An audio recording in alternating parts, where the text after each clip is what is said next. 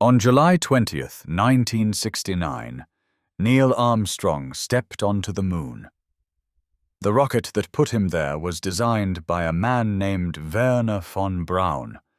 Von Braun was celebrated as a hero, an American hero. What most Americans did not know, and what the US government had spent 2 decades making sure they would not know, was that von Braun had been a major in the SS. That 20,000 prisoners had died building his rockets at a concentration camp called Mittelbau-Dora. That he had personally visited the factory where those prisoners worked, and that when American intelligence officers found him in 1945, they didn't arrest him. They gave him a job. Von Braun was one of more than 1,600 Nazi scientists, engineers, and technicians brought to the United States between 1945 and 1959 under a program called Operation Paperclip. The program was classified. Their records were altered.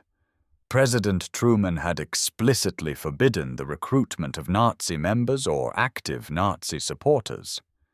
Officials bypassed this directive by eliminating or whitewashing incriminating evidence from the scientists' records.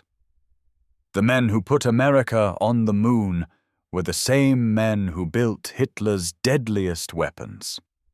The beginning of Operation Paperclip was, appropriately enough, found in a toilet. In March 1945, a lab technician at Bonn University discovered several pieces of ripped-up paper floating in one of the school's toilets. The document turned out to be the Osenberg List, a catalogue of scientists and engineers who had been put to work for the Third Reich. German officials, panicking as Allied forces closed in, had tried to destroy the list. They hadn't destroyed it thoroughly enough. American intelligence officers used the Osenberg List to identify which Nazi scientists to recruit. The criteria was simple: technical value. Criminal history was, in official policy, irrelevant. When a recruited scientist's file contained politically problematic material, Nazi Party membership, SS rank, documented involvement in war crimes, a paperclip was attached to the cover. The paperclip indicated that the file would need to be sanitized before the scientist could be cleared for US entry. That is where the operation got its name. Not from any heroic paperwork. From the paperclip that marked a file that needed its crimes removed before the man carrying them could be welcomed into America. Wernher von Braun is the most famous name in Operation Paperclip. He was, by any technical measure, the most important rocket engineer of the 20th century. He was the chief architect of the A-2 rocket, the weapon that killed roughly 9,000 civilians in London and Antwerp during the closing months of World War II. He held the SS rank of Sturmbannführer, Major. He personally visited the Mittelbau-Dora concentration camp where his rockets were built by slave laborers. An estimated 20,000 prisoners died there from starvation, exhaustion, and execution. The US Army recruited him in May 1945. They brought him to Fort Bliss, Texas. They gave him a team, a budget, and eventually a new identity as a celebrated American scientist. By 1960, von Braun became the first director of NASA's Marshall Space Flight Center.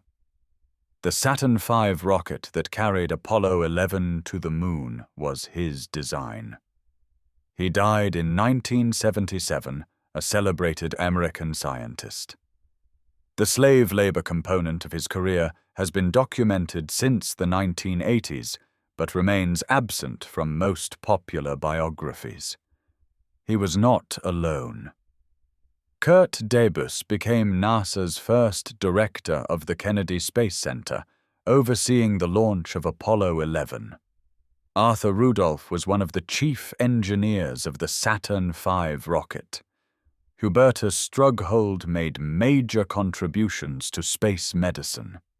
All three had Nazi records that were classified or altered to allow their entry into the United States. In 1984, investigative journalist Linda Hunt filed a Freedom of Information Act request and uncovered approximately 130,000 classified pages documenting Operation Paperclip. What those pages showed was not a program that had carefully screened for acceptable candidates. It was a program that had systematically altered records to make unacceptable candidates appear clean.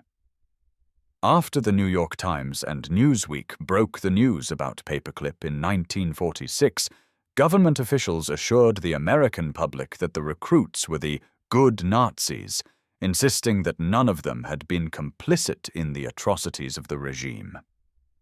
In reality, there were a number of known war criminals among them, including some who had conducted human experiments, used slave labor, and overseen the systematic murder of thousands. There was a belated investigation into the Operation Paperclip scientists, though only one of them was ever prosecuted.